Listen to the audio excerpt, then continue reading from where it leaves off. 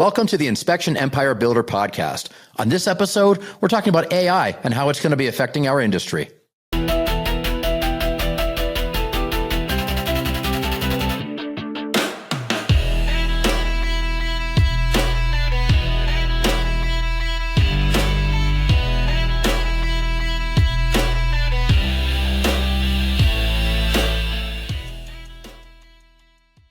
And welcome to the show. I'm so glad you tuned in today. On today's episode, we're talking about AI, how it's going to affect our industry.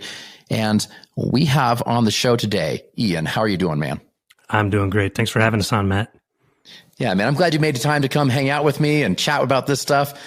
Ian, I know a little bit about you. I don't know a lot about you, but I know that you own a whole bunch of companies and you're like a serial entrepreneur and you're building your empire, man. Well, I'm just saying if invitation stands, you know. Yeah. Well, you're out there in some nice weather, so I may take you up on it. But as you mentioned, I'm Ian Robertson. Many of you may know me. I own Inspector Tool Belt. I own Full View Home Inspector Marketing. I also own 3 inspection companies out here on the East Coast. And I wouldn't describe myself as a serial entrepreneur. From the outside, that's what it kind of looks like. It does. My thing is I just love to make things work. I love doing things. I love making it successful. I love making it run smoothly and almost to the point where I'm not needed. And then I just love it. It's addicting to make things work. And if that becomes different companies, then cool. But I really like what I do. I like helping people, and I love making systems work and be effective. So, I love that. That's awesome. Yeah. Well, having 3 inspection companies and 2 different software companies, or a software company and a marketing company, sounds like a serial entrepreneur to me. Well, and it's all within the home inspection industry. Full View Home Inspector Marketing, that's obviously websites and SEO and AEO for home inspectors, and Inspector Tool Belt is software with the CRM built in and everything. And 3 inspection companies. So I like to keep it in the inspection industry. A lot of changes. 20 years ago, the software that wasn't really there at this point, it was probably a lot of Word documents, things like that. It was not to where the place it is now. But as we've been watching these different changes, the newest change impacting our industry is artificial intelligence. And AI is this new wave of technology that's really impacting a lot of different industries in very different and unique ways. But it's interesting to think about and kind of watch how AI is now rolling out into home inspections and how it's, affecting the industry. It can't replace a guy walking around. Like, I don't think they're going to build home inspection robots anytime soon. But it is going to impact our industry. What are some of the areas that you see that coming in? So you had mentioned the primary area that I see, primary area of concern is you can't replace the guy walking around, but you can replace a guy walking around. So anytime there's an advancement in the industry, it's going to change the industry. The zookeeper tells you, we're going to feed you to him. So here, take all of this and get him as big and strong as you can so he can eat you. So we as home inspectors feed the beast. We do it in a lot of ways. Some software companies aggregate our data. And if we look, they use it to train their AI models. So if we're a 40-year home inspection veteran, all of our experience that we learned, that we earned, that we bled for, now gets churned into a system to help somebody just starting out write a better comment. Yep. Now, for training purposes, okay, cool. We want to help new guys. We want to help them to get better.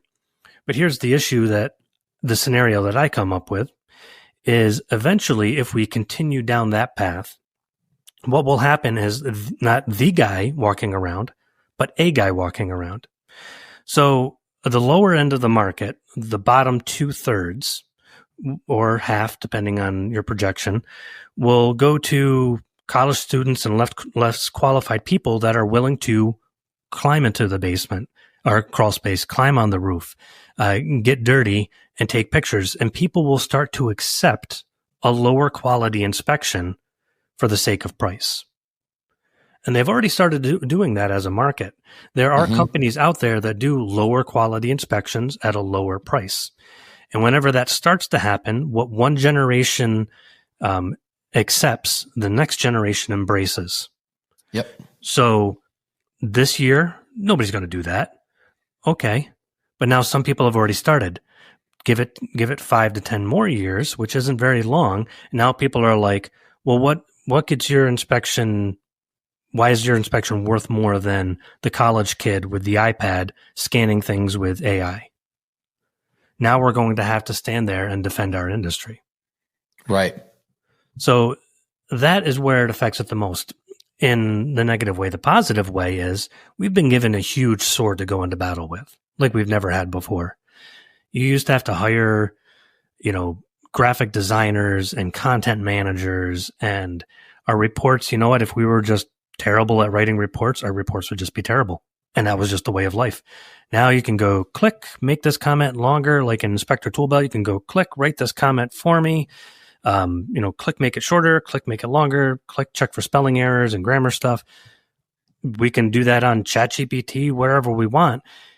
We don't have to be stuck in those old ways of just 3-4 years ago. I mean, just even after the pandemic, this wasn't really much of a possibility for the average person. Right. So we've been given a lot, but the Terminator movie version of the home inspection industry is a definite possibility. Yeah, I do see that coming, where you can have a less qualified person on site. They understand kind of how to walk around the house and whatnot. But with their camera, they can be scanning things and AI is filling in the blanks for them. Yep. And so then you can have, then you got to know a little bit, they can't just be totally ignorant, but they have to know a little bit. But yeah, I think AI assisted is going to lower the threshold of what it takes to do a home inspection, because it puts a lot of very powerful tools in the inspector's hands. Do you think that it'll ever get to a place where there's like a homeowner app that you could just walk around and kind of get most of it done? There already are. And that's why I say what one generation accepts, the next one embraces. Is it completely accurate? No. The homeowner things, you're going to get like 20%, accuracy. Some apps are touting 70 to 80% accuracy, but we're still in the infancy stages. I mean, look at just last year. If you tried to create an image with text in it on ChatGPT, it would just give you gobbledygook. Fast forward just 8-9 months later to a year later, and now it does a fantastic job. Just a year or two ago, you couldn't do an AI video with hands in it or an AI image with hands in it because they didn't know what to do with a hand. Now, not only does it do hands properly just a short time later, but it's doing human beings to the point where they have to have AI software identify AI video because a human sometimes can't with the advanced stuff. I have seen some of the advanced stuff, indistinguishable. Not the stuff we see on, Instagram and TikTok, but the actual professional stuff, it's indistinguishable to the point where they even have AI actors now.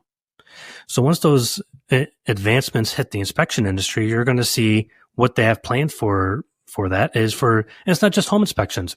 We're talking, there's other aspects that are pushing the industry forward. You're going to have things like National Grid, marine inspections, even animal habitat inspections. All these other things are pushing thermal imaging built in. So people are like, oh, well, you have to be able to touch and feel, and the heating unit, is it broken? Is it not? It's like, or you can just get a thermal image of it and have AI in about 2 seconds identify what's going on. My dentist uses AI to 70 to 80% accuracy from what she explained to me when they scan my mouth. And they're like, oh yeah, here's a potential cavity. This is what we're going to do. And so if you were an inspection owner right now, if you own inspection companies, right? So how do you currently do this, right? So how do you prepare yourself now for what's coming down the line with AI? Because there's pros and cons to it, but what kind of steps would you take in your business right now to start to prepare yourself to be on the front end of this thing so it doesn't eat you? So there's already business models in place to weather those kind of storms. The best example that I could think of are hospitals. So a friend of mine is getting laparoscopic surgery, and it's a pretty major surgery, but it's done laparoscopically with a robot. Yep. So basically, what used to take a team of 5 people now takes a doctor and a couple of nurses and, maybe one other surgeon to check things and a robot. Yep. It's way less expensive for a hospital. But interestingly, the hospital staff situation did not go down The doctors and nurses didn't say, well, throw our hands in the air and we're done. Because there's other aspects of what makes a doctor or a person in any industry successful. So you notice that doctors hyper specialize now. And everything is a little bit boutique. Like there's like, I forget what they call it. It's almost like a hospitality suite hospitals now. Like you go into a hospital, they have valet parking and they have spots for your luggage. My niece was in the hospital recently and I'm just like, man, I would stay here. This is nice. And it was just a regular hospital. It's making our business boutique. So when I said before, the bottom 2/3 of the industry will go away, if we're already doing let's be frank, a cheap inspection, if we're already doing just the basics, we're one of the ones that's in danger of losing to AI. Right. When supercuts came in and took over markets in the 80s and 90s, it didn't put every barber out of business. The ones that owned the nice barber shop where you go get the hot shave and you get the clean lines and he talks to you and it's a great experience. Instead of going out of business, they actually ended up starting to charge more. All supercuts did was take out the lower end of the market. Yeah. So the trick for us is to be more boutique. We need to give the hot shave experience to our clients, while still utilizing the technology that's supposedly going to take our jobs, like the doctors performing surgery. So that requires us to do several things. First of all, raise our prices. Number 2, make our prices worth it. So we want to work hard to be in the top 10% of people that charge in our market and make our inspection worth it. There's a friend of mine who's an inspector in I won't say which market it is. He's working on a plan that actually we were trying to institute. Haven't gotten around to fully doing it, but he's doing it, of white glove inspection services for these, mansions. Who's not going to hire a college kid to come in and inspect their 7,000 square foot house with, pool house on it? Those people buying that. They're going to want to have a white glove service. You're going to bring in 3 inspectors, an HVAC guy. You're going to hire a maid service to come and clean everything after you and polish everything. And they're not going to care how much you charge. Right. No, for sure. That the premium product, I mean, that's definitely the way to go. I see what you're saying there too. I do think AI is going to take out some of the lower end stuff. It is. Which, I mean, I don't know about you, but I already have my company positioned as the premium product. And I've been doing that for the last few years, but, seeing AI come in, it just motivates me to even push further into that premium top shelf product, because people, like even right now, right before AI was really rolling in, you call into your, whatever your company is, your bank or whatever else, and like an automated attendant, press 1 for this, press 2 for that, and how many button presses before you're really frustrated, right? Like that doesn't take too many and you're like, oh my gosh. And then it started migrating into like voice recognition. You call in now and they're like, I can help you out. Ask your question. And so you ask your question, but it's not in the database of the questions that they have pre-programmed. And so then you're like getting sent to different departments and you're like really frustrated. It's asking, I just want to talk to a human being. Well, AI is going to be similar where it's like, okay, I'm working with AI products, AI services, and yeah, it might help in some areas, but it's going to be a little bit of a frustrating experience.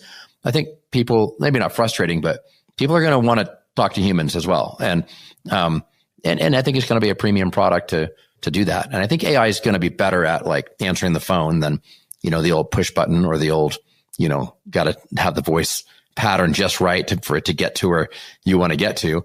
But man, I do think people will want to speak to actual humans. I think it's going to change the experience of being a human on the planet, just because people are going to value that connection more, which means you can charge more for that. Yeah, and it's interesting that you mentioned that specifically. One of the hosting spaces that we lease, we specifically went with them because part of their shtick, they have great service, obviously, but part of their shtick is we have real humans. You call and you get a human. And I paid extra to have a person, because if there's a server issue or a problem, I want to talk to somebody, say, I'm on the phone. you and me are in this together. Let's get this done. I don't want to go through 20 minutes of making one of my clients wait while I go through AI prompts. But that is where human interaction is becoming the high-end experience in general.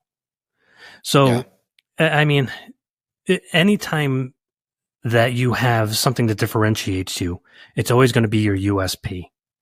And what differentiates us now, ironically, is not having an AI answering service. Even just their voice on their answering machine or on their voicemail is just comforting. So that human experience is going to be incredibly valuable. Yeah. But most of us in the inspection industry aren't in the top percentage of home inspectors. We still struggle. I don't know if you keep track of the average cost of a home inspection. In around 2020 to 2022-ish, during that boom period that we had, pricing finally came up into $400 some odd range. It was stuck in the $300 range since the 90s, I felt like. It has been. It was like 350 was like in the 80s, mid 80s, early 90s. It was $350, and it was still stuck in that 350 for forever. And it's, I mean, we average a much higher ticket, but yeah, that industry as a whole has been kind of stuck there. And it's good that the prices are coming up because the service we add is very valuable. Well, it stopped going up since 2022. I mean, it goes up and down. I think it's because the market went down a little bit. And so we are very reactionary as a market, as home inspectors, unfortunately. Work is slowing down a little bit. Let me lower my prices or stop raising my prices.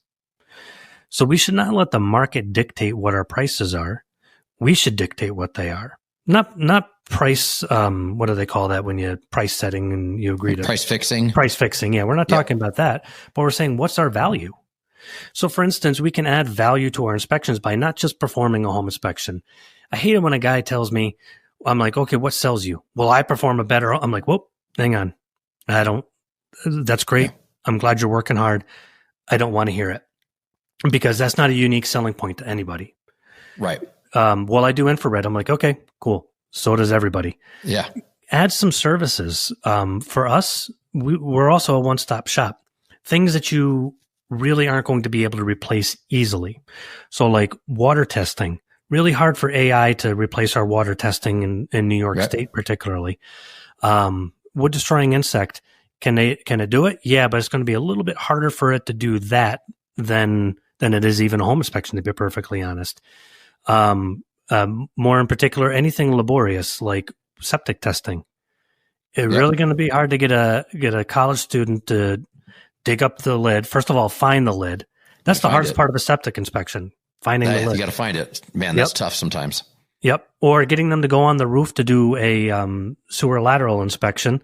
And because you don't have a clean out, so you got to climb up on the roof and you're going down the main vent. Those are the kind of things that give us the most longevity and raises our ticket. Yep. Our average inspection will be $1,000 to $1,200, and we'll do 2 of those a day because we have all these ancillaries. And the more ancillaries we add, the more value we bring, and it's less likely that college student situation that we mentioned is going to push us out of the industry. So raising our prices and adding value, they have to go hand in hand. Oh, 100% agree. Yeah, we've done that too. We've had a lot of ancillary services, and so all the different things. We have all the environmental stuff with the mold and the lead and asbestos and radon and whatever else. All the air quality stuff. We got all those stuff. But yeah, the more of those services you add, the more of that stuff you're putting under your roof. The more of a one-stop shop you can be. It separates you from your competition. And someone comes into the market and all they offer is just a home inspection. And then they can call around and find a company like mine that offers everything.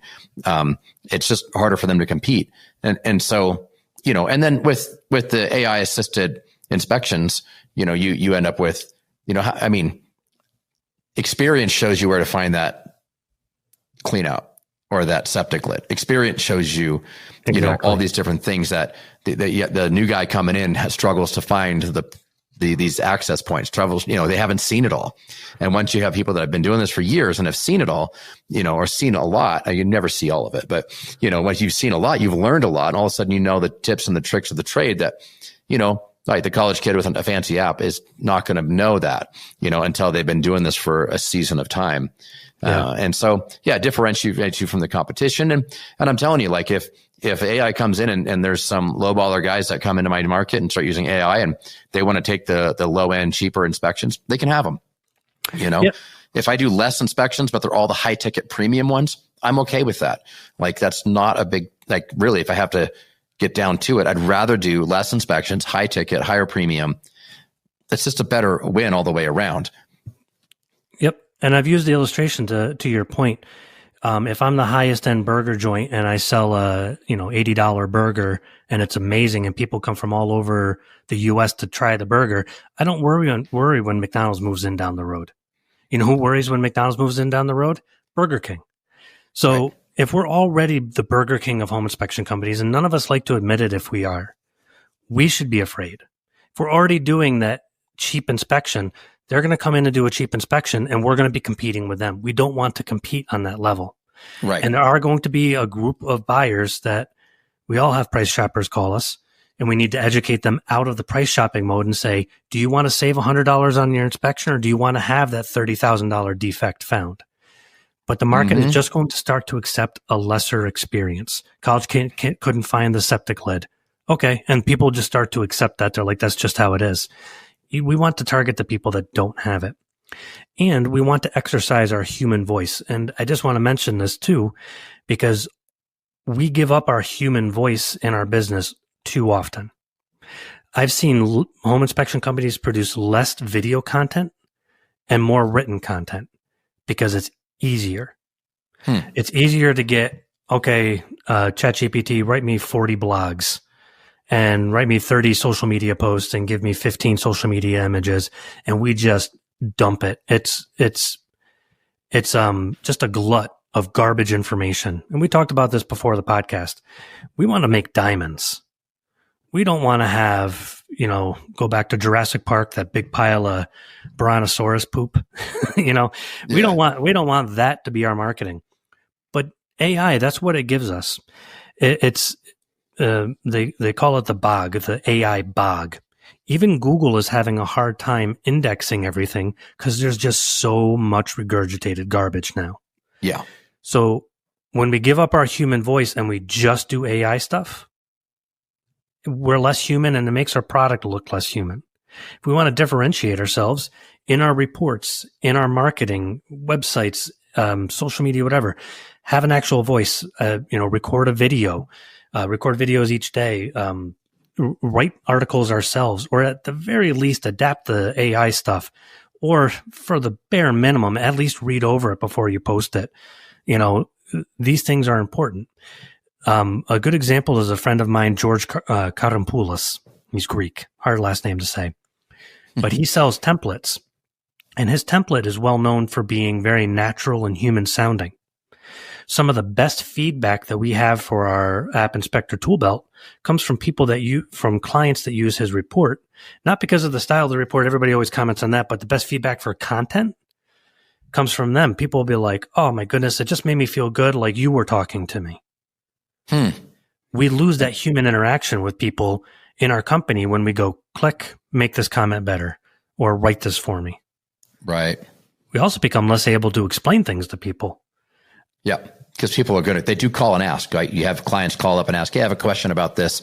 And if AI is writing it for you, and if you're the college kid with the app and you're running around and you don't have any more depth, you don't have the depth to be able to share anything deeper. And, and I don't know, like, I think there is a market for that. I think there are, obviously McDonald's has a line of cars around it 24 hours a day. People are buying that, the low end product. And I think there will be a lot of low end people buying that low end product. But yeah, the boutique idea is, I think, where it's at. Are you integrating AI into your software yet? We do. And we very specifically do not train the AI model with our software. So we specifically utilize it, but we don't train it. We also do not allow big tech into our app. So those are very important, distinguishable things in there. So for instance, did you know if the government ever said to ChatGPT, you can look this up, Sam Altman released a statement on it, that if the government ever said, we want to see everything you got, They're like, we're completely obligated to show them everything that you've ever typed into ChatGPT. Yep. Can you imagine? What security is that? Our big thing has always been, ever since ISN was bought out many years ago by Porch, our big thing is, let's keep our industry. Let's own our own data. Let's protect our clients and keep things honorable. Yeah.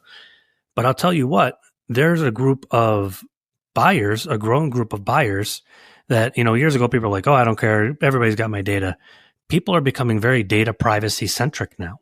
Yeah, absolutely. Like in Europe, that's obviously a big thing. Even if you're a business person, writing down somebody's address could technically get you in trouble, like a sales lead, without their express written permission. Here in the US, we have the California Privacy Act, or whatever that's called, and a couple of others. And that is growing so that people want to keep a measure of their privacy. So if those things land, we're going to, first of all, miss any client that wants privacy, because they're going to look it up and say, all right, everything that goes in my report also goes into, ChatGPT or Llama or whatever LLM our app happens to be using. So we're very, very strict about how we use AI. Yeah. What are some of the ways that AI is helping the inspector, though, in your software? So the way that it's helping inspectors is primarily comment writing. Okay. Because we're such it takes so many talents. We're multifaceted. We need to be a business person. We need to be a tradesman. We need to be not just a tradesman, but every trade. Then we need to be a great communicator verbally. We need to basically be a public speaker. And then we need to write narratives like we were Shakespeare. We're going to not do great in at least one of those. Where it usually ends up being not great is in our reports. In our podcast on Inspector Toolbelt Talk, which we should have you on, we did a whole series this year about how to improve our inspection report writing, because that's where a lot of us lack. Right. A lot of the times AI helps us with that. Sometimes it hinders us. But in Inspector Toolbelt, it's like, okay, check this for grammar. Cool. All right, great. Instead of, make sure you ask, your contractor, I accidentally wrote ASS instead, and it caught that for me. So so it helps in that way. Where it is not so great is when we rely too heavily on it. Like we give it a couple of vague, prompts and then say, make this comment better. Okay. Like you said, are we really going to know what they're talking about when they call? Right. Are we really going to understand everything that it wrote? Did we thoroughly read what it wrote and just say, oh, that's good enough? Or did we give it our best effort? Because at times we're going to need to write something down and we're not going to have AI there to help us. We're going to need to explain things. I don't want to say it makes us mentally lazy, but it kind of does. I know for me. Yeah, I went to go send an email and I go, oh, let me just put it through AI. And I had to stop and I said, when was the last time I actually stopped and physically wrote out my email without AI checking it? It's like, can I put this thought into my own words and send it out without and still sound human? And then I wrote it out. I compared it to what AI gave me, and I'll be honest with you, even though mine wasn't grammatically perfect, it sounded better because it sounded human, and that's what people want. There's an inspector that always sends me AI generated emails, and me and my manager, we both get copied on it, and it makes my head spin. I immediately would not do business with him if he were a vendor or if he were my home inspector or anything, because it just hurts my brain to read through all that AI gobbledygook. Yeah, no, I hear you on that one. Yeah, because you can tell when it's AI. Like, I don't know, you get enough emails throughout the day and you go, yeah, these guys are just using AI to make it, sometimes it makes it more complicated than it needs to be. It does. And it's funny. They use AI to write the email, which is going to describe the steak and why it's important and where the steak came from and how to toast the bun. And, it's too much. Oh, yeah. It's absolutely too much. Yeah. And it's interesting to see how it's like impacting the industry. I don't know. I think I like your insights on it about being the boutique brand and doing that higher end product. I do think it's flashy right now. AI is. And so everybody's like embracing it and putting it in everywhere. I don't think it'll take too long before it's like, okay, I can tell the difference between, like, I want a real person now. Well, I need something with substance that's not just regurgitating, Yeah. And I can tell you as a home inspector for a number of years and even my entire team of inspectors that I have, these guys have lived enough life experience that they're able to see things and instantly go, oh yeah, this is what we're dealing with here. And then when a customer calls and asks, they're able to speak very, very eloquently and very educated about what exactly it is that's going on because they've lived the experience of life. And, they've owned multiple houses. They've had to deal with leaking water heaters before in their life on a personal level. And so they can empathize with people. It's like, oh man, I hate when that happens. Like I had one do that too. And here's what I think you ought to, take care of this, and this. And, you end up being a human instead of a robot just regurgitating the bullet points off the internet. Well, and then think about that too, where AI gets all of its information. It gets it off of the internet. Yeah. The primary, one of the primary areas, and actually it depends on the list that you look at. Sometimes it's at the top, but it's usually in the top 3 is Reddit. It's where it gets a lot of its information. Interesting. Because Reddit is open and it's multi-opinioned and it's conversational.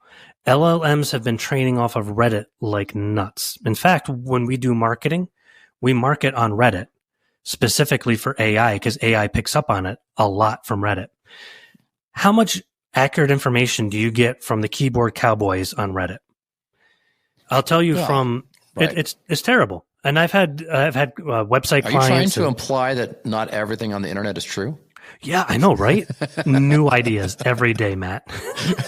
But I've seen so much garbage from AI. Like I'll have a client say, "Hey, I ran my ads through AI, and it says I need to do these 5 things." I'm like, that would make a lot of sense if you were a bakery, or I don't know, And then I'll well, okay, well, here's what Google says compared to what this suggestion was, and they're completely different. And then I'll put it into AI for them. I'll be like, AI, can you tell me why this is wrong? Oh yeah, this is completely wrong. I don't know who gave you this information. It's it's so backwards and upside down. It's and even if the information is quote unquote accurate. So I did a roof inspection one time when there was a roofer there. So I went up on the roof. I know a lot about EPDM. I just do. I've done a lot of them. I know a lot about it. And I go up there and I'm like, well, this, and this all meet the parameters of international standards. And the roofer goes, he used some colorful language and he goes, forget that. Let me show you some stuff. And he showed me practically, he goes, this is why this is all wrong. And I'm like, none of that's in a textbook. He goes, no, it's not. And he's like, it's all up here. Yep. You can't trade that. You can't trade my septic guy. He walks up to a septic tank. I was looking for a septic lid one time and I'm walking around like an idiot, 10, 15 minutes. He walks over. I don't even think he saw me there. He didn't even look at me. He took his metal rod, threw it into the ground on here. Kadung. And he goes, there's the lid. I'm like, how did you find it? He's like, you can just tell. And I'm like, no, I couldn't. And I've been doing this a long time. Right. So you can't trade that.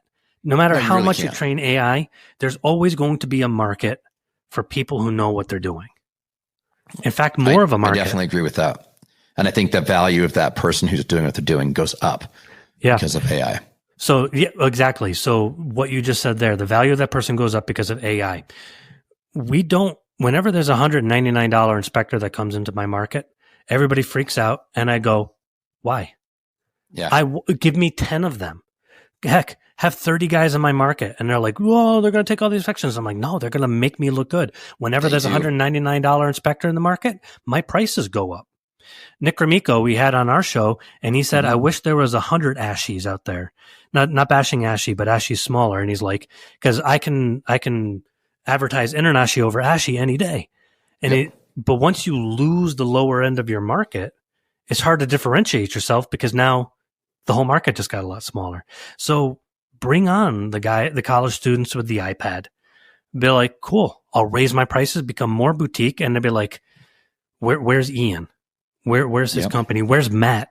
Where's Matt to do my inspection? Because I don't want that lower end stuff. Right. It actually helps us when there's a lower end market. I agree. I think it really does because it shows you the contrast of how good you are. Right. You don't know light until you see dark. You don't know health until you've seen sickness. And it's the same thing. You don't know how good this company is until you see somebody not doing as good. And so college kid with the iPad shows up for $1.99 to go do inspections, and so that realtor's like, dang, that's really cheap. And then they get one report, two reports, a couple of experiences, and they're like, yeah, no, it's not worth it. Exactly. And then they're like, no, these guys, these low price guys are doing what they're doing, but you really want to be with this other company here. You want to be with, in my market, with Duke City Inspections. You want to be in my company because these guys are the best. And, and it starts to show real quick about who's going to be really good and who's not, who's relying on software to tell them what to do and who knows what's going on because they actually know what's going on. Exactly. The lower end of our market lowers the benchmark for us, which is a sad marketing reality. There's a reason why Pepsi and Coke have never, quote unquote, marketably destroyed RC Cola or, those no name brands. They're like, why? So that when they go into the cooler, they look and they say, well, I don't want RC Cola. I'm going to go for Pepsi. It automatically lowers the benchmark of expectations and elevates their product. Yep. It's a perfect marketing trope. You have to have a low end product. Yep. That's why, you have Toyota has Lexus and Toyota.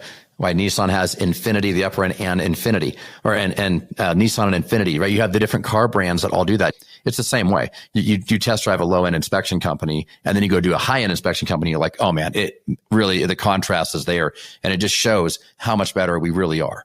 Yeah, exactly. So it's Mercedes doesn't worry about all the Ford Fiestas on the road. That's not the market they're going after. And we'll talk about what the high end companies never do. When was the last time you saw Mercedes or Volkswagen, as you mentioned, lower their price of their car because a lower price car came on the market? Yeah, never doesn't happen. But we as home inspectors do that all the time. There's a couple of home inspectors that have called me recently, and their marketing idea that they got from ChatGPT, no joke, was when the market goes down, you lower your prices. Or if there's lower price people on the market, lower your prices to kind of meet them in the middle somewhere. I'm like, that's the exact opposite of what we want to do. Yeah. That's why I say, as those come on the market, as AI gets better, and I think it's going to be 3 to 5 years before it gets that good that we start to see it be a little bit more ubiquitous. You like that? I love that word, ubiquitous. It makes it sound smart, right? Yeah. It just means before it becomes common. My team makes fun of me for using that word. But, and I forgot what I was saying. But before that comes on the market, it's going to be a few years. Yeah. But if we are like, oh man, all these guys are doing inspections cheaper because it's so much easier now, and we lower our prices, all we're doing is sealing our fate. We're going to be part of that lower end market that goes out. Be Mercedes. If you're going to be Mercedes, say, okay, how can I add value to my company this winter? What certifications, what equipment, what additional inspections? And everybody talks and talks and talks about adding inspections, but we all like to do what we're comfortable with. You know what I'm comfortable with? Home and a pest inspection. I could do that every day and sing and be happy. You know what I hate? Septics and sewers, and I hate water flow tests. I hate pool inspections, but you know what? We do them because what sets us apart is, oh man, they do a great job with all of those. It's one phone call. Yep. And you get high value. Yeah, it's going to cost you, but it's what you want. And we get great clients. And it's not a matter of just chasing. When we're talking about the lower end of the market, we're not saying doing houses that are, because a home inspector might be listening right now and saying, well, the houses in my market are only $200,000 to $400,000 a house. I'm not talking about the value of the house. We'll do a $1,200 inspection on a $300,000 house all day long. Yeah, we do that on a regular basis. Yeah. Yeah. So it's not of the value of the house. It's the type of client. Somebody who's like, I want to be protected. I'm an educated client about my rights, my needs. Mm-hmm. I've done my research. I want to have a good inspection, because you'll still find a millionaire that'll do the cheap nothing inspection and get mad when his water heater blows. Yeah. But so we're not talking about that, but be a Mercedes. Be the Mercedes that just, you don't worry about any other car manufacturer. People come to you because you are Mercedes. Absolutely. And I think you sell what you sell yourself on. If you sell yourself on quality, you end up attracting higher quality clients. If you sell yourself on price, listen, somebody new is going to show up tomorrow and be a lower price than you. And if you're always lowering your price to be the cheapest inspector in town, that's a death spiral of a business. It's not gonna weather the storms when they start coming. Yeah. We have, We have a guy in our town who does that. That's what he does. He's the cheapest guy in town, and his quality is not great. And so when people call in and they're like, well, man, I think I can find it cheaper somewhere else. And then we're like, oh yeah, you absolutely can. Yeah. If your goal is to find the cheapest inspection in town, you need to call this guy over here. Do you want his number? I'll give you his phone number. This is who you should call if you want the cheapest inspection in town. Yeah. And you just let it linger on the phone and you just shut up. And every time they go, well, I mean, I guess I don't want the cheapest. And I was like, yeah, I mean, if saving $50 is your number one concern on this inspection, this guy's going to be at least $50 cheaper than us. But if you want the highest quality inspection, that's what we do. So, cheap inspections are over there, and Cheap Charlie's down the road. But we don't, because they want to negotiate the price. And we're like, we don't negotiate prices because we're the best. Yeah. And that's kind of a mentality you have to take, is like, we're the best. So, we don't play that game. Interesting. If we want to beat AI, we need to forget those two bottom areas of the septic tank even exist. And we just have to push ourselves up into the top shelf premium boutique service in order to really thrive in the new world of AI. That, in my opinion, yes. Yeah, I think that totally makes sense. Yeah. I think that's incredible. Yeah, this has been really fascinating. I mean, talking through this and you're integrating it in a marketing company. You have software, you have inspection companies. I mean, you've been in the industry for 20 years. I mean, you're one of the voices that really just, you kind of touch all the different surfaces, and I really love it. Plus you have a podcast. And so, okay. So if someone has more questions about what you're doing, how can they get a hold of you? Like, and what's your podcast? Like, drop some contact info, man. Yeah. If you want to get a hold of me personally or my company, 518-878-4845, you can give us a call. That's going to be for Full View Home Inspector Marketing. For Inspector Toolbelt, email us info@inspectortoolbelt.com. Visit our website. You can use the chat right on our website, but we're really responsive. Podcast is Inspector Toolbelt Talk. Hopefully you'll hear Matt on there at some point here soon. I'd love to be there. Yeah, that'd be fantastic. I'd love to maybe even talk about something that we talked about before the show, an equalized market and what that means. I think that would be fantastic to talk about. Oh, yeah. But yeah, try out our app, contact us for a website or SEO or AEO services, which is optimizations for AI. Ask some questions, listen to the podcast, and we'll get to know each other. I love it, man. Well, Ian, thank you so much for being on the show. This has been a really fascinating episode, and I think we added a lot of value to the listeners, man. So thank you so much for being here. Yeah, no, thank you, Matt. This has been awesome. Great podcast, and it's an honor for you to have me on. I appreciate it. Thanks. Thanks.